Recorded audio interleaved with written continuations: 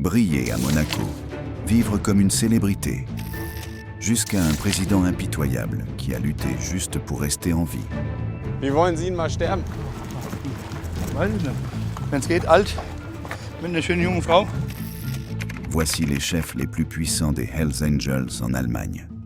Mais voici le piège. Tous n'ont pas pu choisir comment leur histoire se terminait. 1. Nekati. Neko Arabati.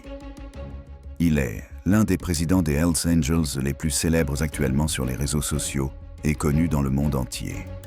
Il est né le 14 février 1972 à Cologne, Köln, en Allemagne de l'Ouest, de parents turcs. L'influence de Nekati a commencé dans les années 1990, lorsqu'il a commencé à gagner du pouvoir dans le milieu de la vie nocturne de Cologne. Plus précisément, il travaillait avec des videurs qui étaient nés sous son contrôle et affiliés au Hells Angels Motorcycle Club. En 1999, il contrôlait l'un des réseaux de proxénétisme les plus puissants du quartier rouge de Cologne. Son influence s'étendait au-delà de Cologne jusqu'à Francfort. Et au début des années 2000, ses empreintes étaient parties partout. Le monde souterrain de Cologne était devenu son empire. Mais l'ambition violente a toujours un prix. En 2002, la police le rattrapa enfin. Il fut arrêté et inculpé pour une série de crimes incluant proxénétisme, trafic humain, agression, extorsion, violation d'armes et racket. Arabassi a avoué les accusations lors de son procès en 2004. Mais la prison ne pouvait pas l'empêcher de tirer les ficelles. Pendant sa détention, il prévint même de tuer le procureur en engageant un tueur à gages albanais. Et en 2004, il fut condamné à 9 ans de prison. Cependant, en raison d'obstacles juridiques et d'erreurs dans la documentation du tribunal, Arabassi fut acquitté de charges supplémentaires. Finalement, il fut libéré en 2007 et expulsé vers la Turquie. Mais il se réinventa à nouveau à Monaco. L'exécuteur de rue était maintenant un chef biker milliardaire, entouré de voitures de luxe, de clubs exclusifs et de gardes armés. Depuis Monaco, son influence s'étendait à travers l'Europe. Son réseau s'étendait de l'Allemagne à la Turquie, à travers les Balkans et profondément en Afrique du Nord. Il négociait des accords entre mafias, gangs de motards et même des opérateurs liés à l'État. Et enfin, en 2010, il fut nommé président des Hells Angels MC Nomads Turkey. En 2015, les autorités espagnoles ont émis un mandat d'arrêt européen, MAU, contre Arabassi. Mais sa citoyenneté turque compliqua l'exécution et la Turquie n'extrade pas ses propres citoyens. Mais le pouvoir à cette échelle ne reste jamais intouchable pour toujours. En 2025, Interpol le classait en tête de leur liste.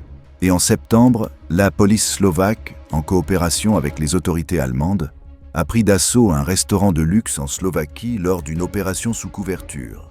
À l'intérieur, ils ont trouvé Arabassi avec ses associés. Mais les autorités ne purent pas le retenir plus longtemps. Et après quelques heures, le chef biker fut de nouveau libre. Une chose est établie à propos de Nekati. Il sait comment maintenir l'équilibre du pouvoir et éviter les controverses tout en gardant un contrôle strict. 2. Aygun Mukuk. Wie wollen Sie mal sterben? Weiß ich nicht. Wenn es geht, alt, mit einer schönen jungen Frau. Voici Aygun Mukuk, s'adressant aux journalistes en 2016. Et il mentionne qu'il ne voulait pas mourir de sitôt. Mais ce qu'il ne savait pas, c'est que le compte à rebours avait déjà commencé. Et il ne lui restait que 28 jours à vivre. Et le vendredi 7 octobre 2016, Aygun Mukuk a été retrouvé mort par le personnel d'entretien du Clubhouse à Wettenberg, à Gießen. Mais comment se fait-il qu'un président des Hells Angels soit ciblé si facilement dans son propre Clubhouse ? L'histoire remonte à une longue rivalité avec ses frères Hells Angels. Et ce n'était pas la première fois qu'il était attaqué. 2 ans plus tôt, le 2 juillet 2014, Mukuk avait été blessé par balles à l'extérieur d'un club à Francfort.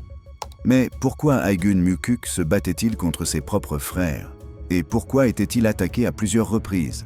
L'histoire remonte aux origines de Mukuk. Il est né en Allemagne de parents turcs et a rejoint les Hells Angels sous la direction de Walter Burkhardt, communément appelé Schnitzel Walter. À l'époque, le club était dominé par des traditionalistes à l'ancienne. Mais au fil des années, le visage du gang commença à changer. Plus de recrues turcs et kurdes rejoignirent, remodelant l'équilibre du pouvoir au sein du chapter. Ce changement devint l'opportunité de Mukuk, et il se rebella, sapant ses dirigeants d'abord à huis clos, puis la rébellion devint ouverte. En ralliant les jeunes migrants qui constituaient désormais une grande partie des membres, Mukuk défia directement l'ancienne garde Schnitzel Walter. La violence força la direction américaine des Hells Angels à intervenir. Pour empêcher l'Allemagne de se déchirer, un accord fut conclu. En novembre 2014, il sortit de l'hôpital en tant que président de Giessen, transformé à la fois en symbole et en menace. D'un autre côté, Schnitzel Walter, malgré tout son pouvoir, ne pouvait contenir Mukuk, et Mukuk non seulement échappa à l'expulsion, mais reçut également la permission de créer son propre chapter. La faction majoritairement turque de Mukuk obtint son propre charter à Giessen. Pour la première fois, un chapter dissident fut officiellement reconnu et non écrasé. À ce moment-là, Mukuk était considéré comme l'une des figures les plus importantes du milieu outlaw en Europe. Mukuk gravit les échelons, devenant le visage d'une vague plus jeune et plus diversifiée de bickers en Allemagne. Mais sa rébellion avait un prix qui serait payé dans le sang. La lutte entre les deux factions se poursuivit en septembre 2016. À l'extérieur d'une ancienne caserne de l'armée américaine à Wettenberg, le clubhouse du chapter de Giessen, il fut retrouvé mort. Il avait été abattu à plusieurs reprises, laissé sans vie dans le bastion même qu'il avait combattu pour construire. On aurait dit que cette fois, sa chance l'avait abandonné. Les autorités n'avaient aucune personne d'intérêt et personne ne fut condamné. Mais les forces de l'ordre soupçonnèrent immédiatement le charter Frankfurt West End, pointant spécifiquement vers le cercle intime de Burkhard. Pour les enquêteurs, le mobile semblait évident, la longue querelle entre Francfort et Giessen. Pourtant, malgré la collecte d'images de surveillance et de preuves médico-légales, la police ne put procéder à des arrestations. L'assassinat de Mukuk envoya des ondes de choc dans la scène outlaw biker allemande. Il avait été un symbole de changement, un homme qui osa défier la tradition pour diriger un chapter fondé sur la force des migrants. 3. Walter Burkhard, Schnitzel Walter. Né à Francfort dans les années 1960, Burkhard a grandi dans une Allemagne divisée. Walter Burkhard, également connu sous le nom de Schnitzel Walter, a eu des débuts très modestes. Il a commencé dans une boucherie des quartiers aisés de Francfort. Alors que le pays connaissait une modernisation rapide, des poches de la société restaient profondément traditionnelles. Burkhard s'est formé en tant que Fliermeister. Il a dirigé une boucherie prospère, connue pour la qualité et la fraîcheur de ses produits. Mais en coulisses, Walter était attiré par un autre type de fraternité. Et il finit par la suivre. Il rejoignit le Hells Angels Motorcycle Club et devint rapidement une partie intégrante du West End Charter à Francfort. Les Hells Angels avaient depuis longtemps établi une présence en Allemagne, mais le Frankfurt West End Charter était différent, riche, urbain et bien connecté. Sa boucherie restait une façade et un repère local. Mais en coulisses, le chapter se livrait au trafic d'armes, à la distribution de drogue, aux rackets de protection de boîtes de nuit, au recouvrement de dettes par intimidation et à l'application territoriale dans les quartiers rouges et de divertissement de Francfort. Sous sa direction, le West End Chapter commença à fonctionner comme une organisation criminelle structurée. Burkhard savait instiller la peur sans jamais élever la voix. Mais en 2012, Burkhard fit face à une résistance là où il s'y attendait le moins. Le coup de chaleur vint de l'intérieur du club. Des membres d'origine turque et kurde, comme Aygun Mukuk, commencèrent à former leur propre faction puissante au sein du club. Malgré les tentatives de Walter pour maintenir le contrôle, son chapter était divisé. Mais 4 ans plus tard, le président rebelle fut retrouvé mort dans son clubhouse. Il avait été abattu à plusieurs reprises, à la tête et au haut du corps, à bout portant. Les forces de l'ordre réagirent par une répression massive. La police perquisitionna les clubhouses des Hells Angels à Francfort, Wiesbaden et dans d'autres villes. Des dizaines de membres furent arrêtés pour des infractions liées aux armes ou à la drogue. Puis Burkhardt disparut de la vue du public. Contrairement à beaucoup de ses homologues, Walter Burkhardt n'a jamais été arrêté pour le meurtre de Muckuk. Burkhardt continua de tirer les ficelles en coulisses, opérant par l'intermédiaire d'intermédiaires et de vétérans loyaux du club. En 2024, un autre incident choquant remit le nom de Burkhardt sous les projecteurs médiatiques. Une violente bagarre des Hells Angels à l'aéroport de Francfort, impliquant des membres de plusieurs chapters. Bien que Burkhardt ne fût pas présent, plusieurs affiliés du West End l'étaient. Burkhardt fut condamné à une amende de 10 500 € par le tribunal. Il ne donna jamais d'interview. Il ne témoigna jamais. Il n'avoua jamais. Et dans le monde des clubs de motards hors la loi, ce silence est plus puissant que le micro. 4. Kadir Padir était membre des Bandidos en Allemagne, puis il quitta le club.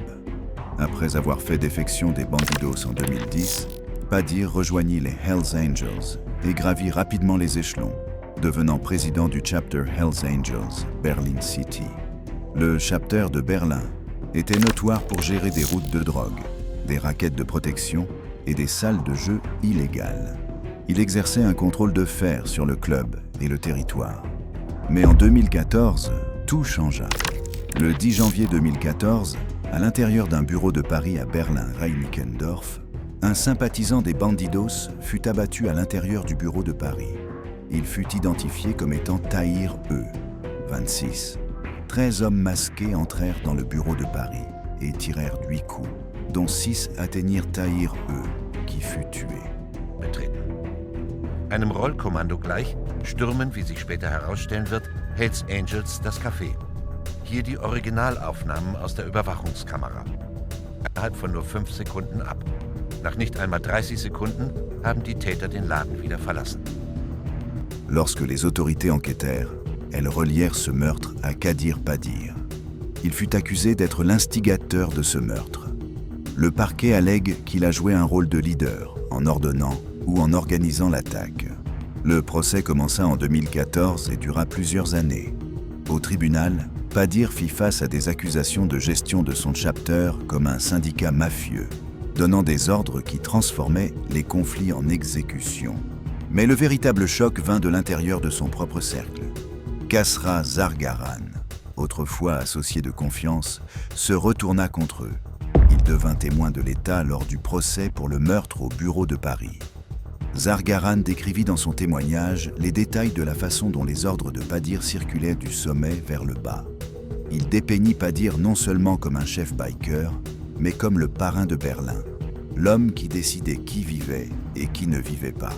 Enfin, en 2019, les juges d'un tribunal de Berlin rendirent leur verdict. Padir fut condamné à la prison à vie pour son rôle d'instigateur dans ce meurtre. Il fit appel de la décision, et en 2022, son appel fut également rejeté. La Cour fédérale allemande confirma les peines pour plusieurs Hells Angels dans cette affaire. Mais l'influence de Padir ne mourut pas avec le verdict.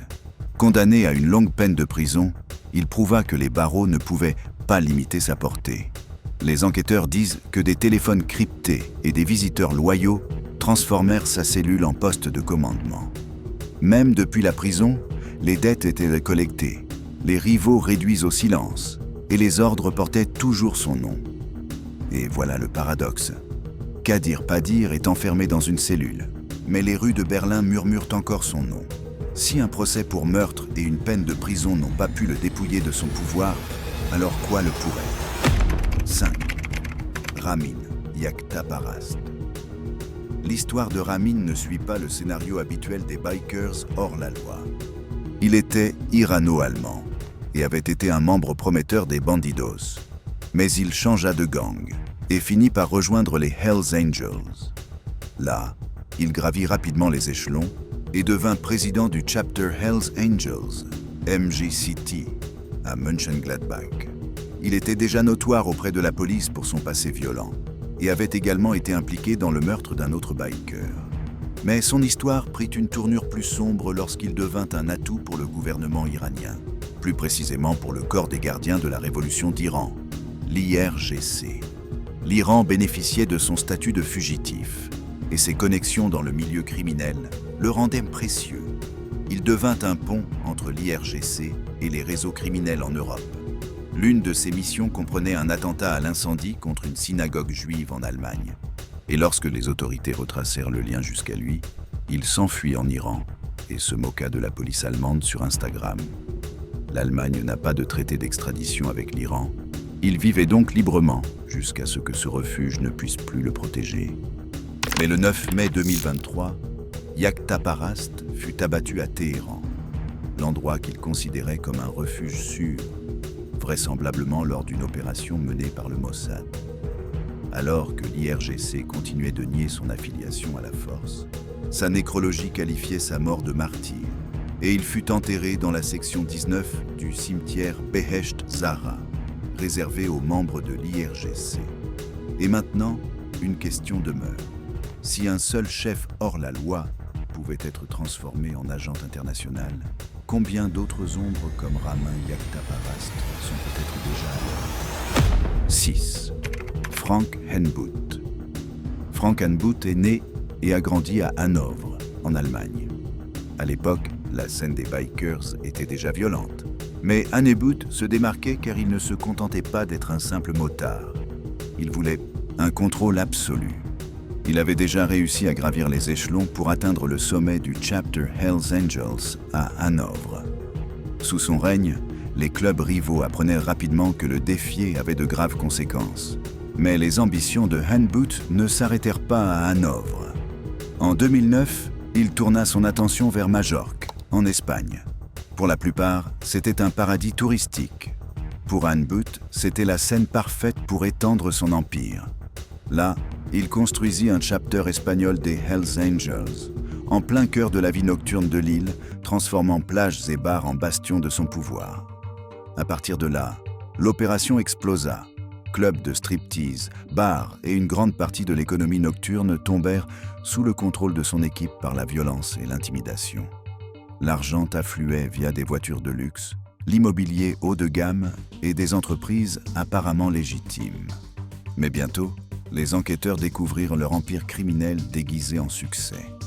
Le 23 juillet 2013, Frank Henboot fut arrêté à Majorque par les autorités espagnoles. 200 policiers perquisitionnèrent 25 propriétés à travers l'île, saisissant de l'argent liquide, des véhicules de luxe, des armes et des ordinateurs. Les autorités agissaient dans le cadre de l'opération Casablanca. Après son arrestation, il fut envoyé en isolement et resta en détention provisoire jusqu'en juillet 2015. Puis il fut libéré sous caution de 60 000 €, avec l'obligation de se présenter régulièrement à la police. Mais des années plus tard, en janvier 2023, un procès majeur débuta à Madrid. Henboot fut à nouveau accusé d'appartenance à une organisation criminelle, de blanchiment d'argent et de possession illégale d'armes à feu. Les procureurs demandèrent une peine de prison pouvant aller jusqu'à 13 ans et des amendes de 4 à 4,5 millions d'euros. Mais le 26 septembre 2023, la Haute Cour espagnole de Madrid acquitta Henboot et ses co-accusés de l'accusation principale d'appartenance à une organisation criminelle, jugeant que cela ne pouvait être prouvé. 7. Mario Amtman. Il était connu comme l'homme pour les affaires difficiles.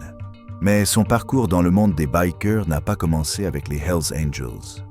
Il commença avec un club de bikers relativement moins connu appelé Bloody Devils. Une gang unique à l'époque avec la devise « Frappez d'abord, posez des questions ensuite ».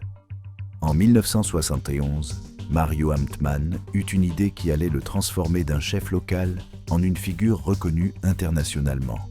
Il envoya son associé aux États-Unis et demanda aux Hells Angels originaux la permission d'ouvrir un chapter en Allemagne. Ainsi, ils fondèrent le premier chapter allemand des Hells Angels et bientôt ils devinrent l'un des gangs les plus puissants de Hambourg, en Allemagne. Mais pour alimenter leur pouvoir, ils commencèrent à pratiquer le racket. Ils entraient dans les bars, vandalisaient le mobilier, urinaient sur le comptoir et frappaient les clients sans distinction. Comme cela ne suffisait pas, ils ouvrirent l'un de leurs propres clubs, Angel's Place. Et pour éliminer la concurrence, ils commencèrent à terroriser les propriétaires locaux, collectant de l'argent pour la protection. Quiconque ne payait pas la taxe de séjour recevait des visites. Les bikers percutaient à plusieurs reprises les bars avec leurs motos. Ainsi, les autorités finirent par les rattraper et en 1983, la police passa à l'action. 500 officiers menèrent une descente. Les Hells Angels et leurs symboles furent interdits à Hambourg. Ce fut un revers majeur pour les Hells Angels, mais ils retrouvèrent rapidement le pouvoir après que le procès se termina en faveur du club. Certains membres furent condamnés à la prison, et après avoir purgé quelques années, ils revinrent dans la rue. Et bientôt, ils reprirent le racket, le trafic de drogue, la prostitution, la contrebande d'armes. Et cette fois, ils étendirent leurs opérations. Mario Amtman, 2017, un jour après son 69e anniversaire. Hambourg accueillit ses funérailles. Plus de 200 bikers venus d'Allemagne et d'Europe entière se rassemblèrent pour rendre hommage. Les funérailles se déroulèrent sous haute surveillance, avec des policiers en civil et des unités de renseignement secrètes, observant de près, craignant des attaques rivales ou des luttes de pouvoir. 8. Darius F. Dans le monde des bikers de Hambourg, peu de noms avaient autant de poids que celui de Darius F. Il était sergent d'armes chez les Hells Angels, le troisième rang le plus élevé dans la hiérarchie. Darius n'était pas seulement responsable du maintien de l'ordre et de la discipline au sein du club, mais il était également en première ligne pour chasser les gangs rivaux, notamment les Bandidos et les Mongols, hors de la ville. Car celui qui contrôlait le milieu interlope de Hambourg contrôlait aussi ses boîtes de nuit, ses raquettes de protection et ses routes de drogue. Et pendant des années, Darius s'assura que ce contrôle lui appartenait. Sa domination semblait intouchable. Jusqu'à une nuit du 26 août 2018, lorsque Darius conduisait sa Bentley blanche, quittant sa pizzeria favorite, Palermo, à Hambourg. Tout semblait parfait jusqu'à ce qu'une Mercedes à côté de lui baisse sa fenêtre. Une arme apparut et tira 5 balles sur sa tête et son haut du corps. Darius fut attaqué. C'était une tentative d'assassinat. Mais, contre toute attente, Darius survécut. Néanmoins, l'attaque laissa des cicatrices permanentes sur son corps. Il fut paralysé de la taille aux pieds. L'ancien exécuteur redouté était désormais confiné à un fauteuil roulant. Lorsque les autorités enquêtèrent sur l'attaque, elles la relièrent à d'anciens rivaux. Le complot avait été commandé par d'anciens membres des Mongols, dirigé par un individu nommé Arash R, et sa petite amie qui voulait se venger d'une tentative de meurtre ratée contre eux 2 ans plus tôt, une attaque qu'ils croyaient avoir été ordonnée par les Hells Angels eux-mêmes. Et finalement, Arash R fut condamné à la réclusion à perpétuité. Sa petite amie reçut plus de 12 ans de prison. Mais l'affaire prit ensuite un tournant choquant. La petite amie avoua devant le tribunal qu'elle seule avait planifié la fusillade. Avec cette seule admission, l'affaire bascula, ouvrant la porte à Arash R pour échapper à sa peine de prison à vie. L'attaque contre Darius F prouve une vérité brutale. Dans le monde des bikers hors la loi, parfois les menaces les plus mortelles viennent d'hommes qui ont autrefois partagé la même table. Et en survivant, le nom de Darius passa de celui d'un exécuteur redouté à une légende vivante. Un homme qui prit 5 balles en plein jour et survécut pour raconter son histoire. 9. Frank Weber, l'architecte des Hells Angels de Berlin. Frank Weber était l'un des Hells Angels les plus respectés d'Europe. Avant que son nom ne devienne synonyme de la culture biker de Berlin, Weber s'était fait remarquer comme un tatoueur talentueux. Il ouvrit le Kreuzstich Tattoo Studio sur l'Adalbertstrasse et fonda la plus ancienne convention de tatouage d'Europe. Sa Berlin Tattoo Convention attirait des bikers et des passionnés venus de toute l'Europe et même d'Amérique, faisant de Kreuzberg un point de rencontre entre tradition biker et culture du tatouage. Le parcours de Weber dans le monde des bikers commença en 1977, lorsqu'il fonda son premier club de motards. Quelques années plus tard, en 1981, il ouvrit son premier magasin vendant des équipements Harley-Davidson. En 1990, il cofonda la branche berlinoise des Hells Angels. consolidant ainsi sa place dans l'histoire des bikers. Contrairement à la nouvelle génération d'Angels qui penchait vers le trafic de drogue et les rackets de protection, Weber était un traditionnaliste. Pour lui, l'identité fondamentale du club reposait sur les motos, les tatouages, la fraternité et les nuits passées à boire de la bière, et non sur des empires criminels. Cette position à l'ancienne lui valut le respect bien au-delà de Berlin. Lorsque Weber décéda à l'âge de 66 ans après une longue maladie, cela ressemblait à la fin d'une époque. Ses funérailles à Berlin, le 2 novembre 2024, devinrent un spectacle de loyauté et de pouvoir. Plus de 1000 personnes pleurèrent dans les rues, y compris des Hells Angels venus des États-Unis, du Canada, de Turquie et d'autres pays d'Europe. Une procession tonitruante de motos traversa la ville, conduisant à son inhumation au cimetière de Großgerstenstrasse à Schöneberg, où reposent également d'autres Hells Angels. Pour beaucoup, la mort de Weber n'était pas seulement la perte d'un homme, c'était la clôture du chapitre de l'esprit biker traditionnel de Berlin. Les légendes meurent, les leaders tombent, mais les Hells Angels en Allemagne restent. Et quand un boss disparaît, un autre attend toujours dans l'ombre. Cliquez sur la prochaine vidéo pour voir comment ce dicton « lutte pour le pouvoir » se déroule à travers les célèbres clubs de motards américains.